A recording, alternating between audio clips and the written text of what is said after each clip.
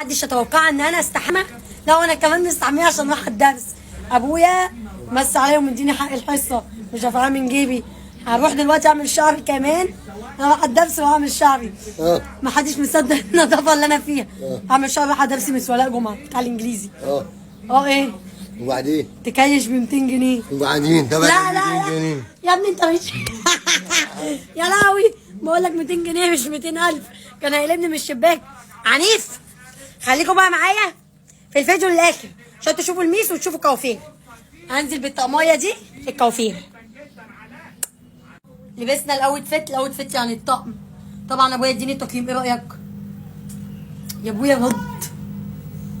ايه ده؟ رد 100 100 يا ابني. ايدي لبسنا الطقم وراح الدرس وربنا راح الدرس.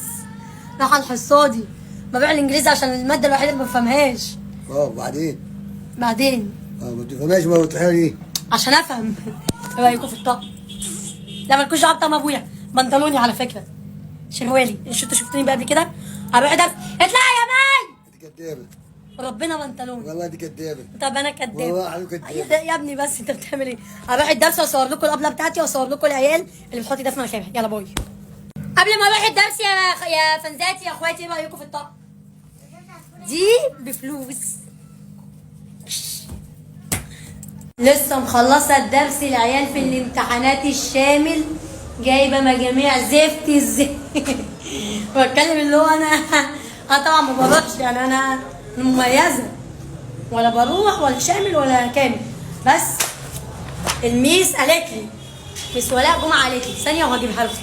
بس هي بتفهم حماده اللي بره ولا حاجه. بصوا حفظ دي كلها حفظ. اشهدوا عشان الحصه الجايه هسمعها وهصورها. هتصور وانا بسمعها وكلمه كلمه انا وعد مني هحفظ. طبعا العيال ما كانتش مقفله. ما كانش فيه غير عيله منتقبه واحده صاحبتنا منتقبه محترمه اسمها امنيه. دي اللي بيتقفل ربنا يبارك لها ويسترها مش عارفه تقولها بايه. ربنا معاها في اللي جاي. في عيال داخله القاعه هيدوسوا عليا. هضطر اقفل واوريكم مسؤوليه. خلصت الحصه يا فنزاتي. طبعا حاطين قران بيبخروني. الحصه الجايه هحفظ اول اليونت الرابع.